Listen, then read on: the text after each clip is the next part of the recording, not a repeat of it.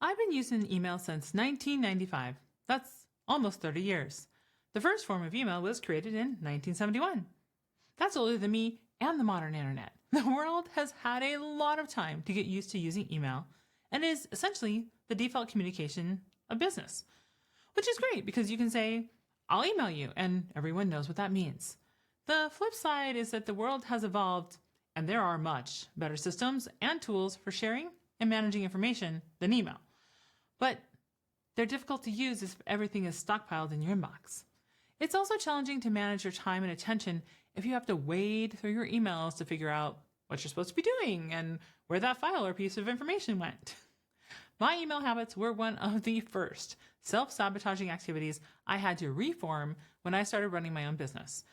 In my corporate job, living in your inbox was expected. Composing a well-formed, long, data-laden email was the work.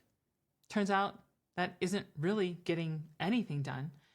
And using that same way of working will kill a small business. Taking an hour to compose an email doesn't create cash flow or delight clients. I know. Email still has its uses though, but to-do list, relationship building, file transfer, and project management are not good uses for email. It gets a lot easier to get to inbox zero when you have places to put the information that comes into your inbox, and when the emails you are getting are worthy of your attention. Let me be clear. Getting an empty inbox might not be the goal for you. But let me tell you why it was the goal for me. I am easily distracted. Especially when I want to be tackling important projects that might not be urgent, like finishing the book I'm writing or defining the strategy and outline for the next season of the podcast. In those moments, all I had to do was open up my inbox and be carried away into a sea of distractions. If my inbox is empty, it's no longer a temptation to distract me. The other issue was even when I was in task mode, working on client projects or my to-dos, if the information I needed was in my inbox, I would get distracted by all the other messages in there. Some just to read again if it was good news. Others would trigger a pang of panic when I recalled that I hadn't responded to a message yet or forgot there was another task on my list. A collection of emails in my inbox was a productivity black hole for me. So I decided to do something different. It has been a years-long, yes, that's years with an S, winding road process to get to a place where I can have an empty inbox each day. In the hopes of shortcutting your journey, if this is something you want to, here's the method I use. First, get the crap out. For too long, I allowed emails in my inbox that I just deleted. Like I saw them, I deleted them. Sure, it takes less than a second to delete an email, but it also takes my attention. And if I'm doing this many, many times a day, that is time, energy, and attention wasted. The unsubscribe link is your friend. Use it on anything that you're just deleting in your inbox. This also goes for emails you're getting that are notifications from other systems. Please listen to the last episode if notifications are filling your inbox. Next, and this is probably the most important thing, create a schema for your information. Now, anyone that's talked to me in like the last 45 days has probably heard me use this word. If you're not familiar, schema is simply a framework for organizing and understanding information. What really held me back from having an empty inbox was not knowing where the information should go. Also, being scared of losing something, and thus it got stuck in my inbox.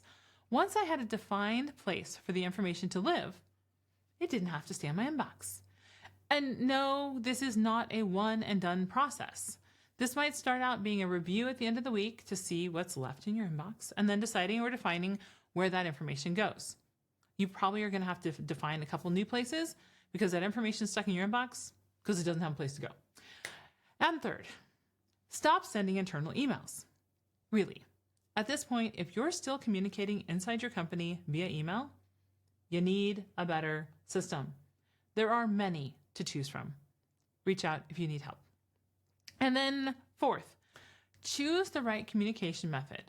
The better your communication, the less touch points that are needed. Nothing pains me more than seeing an 8-message email chain with 6 recipients that still has not resolved the question in the first email. It's so sad. Just because you can send an email doesn't mean it's the right communication channel. And don't get me wrong, any communication channel can get misused. It's not just email. However, your path to an emptier inbox means choosing your communication method more wisely. Getting the right information in the right places has not only allowed me to be more efficient and effective, but it has increased the productivity and happiness of the team overall.